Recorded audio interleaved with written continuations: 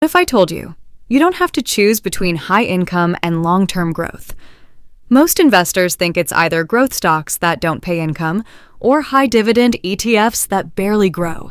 But the truth is, the smartest investors in 2026 are doing something different. They're building a hybrid ETF strategy that gives consistent income, capital growth, and better tax efficiency. In this video, I'm going to break down exactly how this works, step by step, with real examples you can copy. Let's be honest, if you go all in on growth ETFs, like tech-heavy funds, you might grow your money fast, but you get almost zero income. On the other hand, if you invest in high-yield dividend ETFs, yes, you get cash flow, but your portfolio may underperform over time. And here's the biggest issue nobody talks about: taxes can silently destroy your returns, especially if you're earning dividends inefficiently. So the real question becomes, how do you create income without killing your growth and without overpaying taxes? Here's the strategy smart investors use. Combine growth ETFs plus income ETFs plus tax-efficient structures. Think of your portfolio like a 3-layer system. Layer 1, growth engine, 40 to 60%. This is where your wealth grows. Focus on broad market ETFs, tech-focused ETFs, innovation-driven funds. These don't pay much income, but they compound aggressively over time. Layer 2, income generator, 20 to 40%. This is your cash flow machine. These ETFs focus on dividends, covered calls, high-yield strategies. They generate monthly or quarterly income. Layer 3, tax efficiency layer, 10 to 30%. This is where most people fail. Smart investors use tax-advantaged accounts, low-turnover ETFs, qualified dividends. This helps you keep more of what you earn. Let's talk about the actual ETF categories that work best. Number 1, dividend growth ETFs. These are the best balance. They pay dividends, increase payouts over time, still offer growth. Perfect for long-term investors. Number 2, covered call ETFs, high monthly income.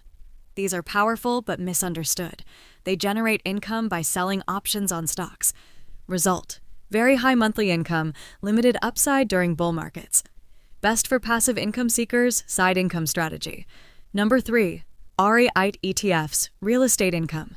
These invest in property companies. They offer high yields, inflation protection, but sensitive to interest rates. Number 4, bond and fixed income ETFs. These provide stability, predictable income, especially useful during market downturns. Let's make this practical.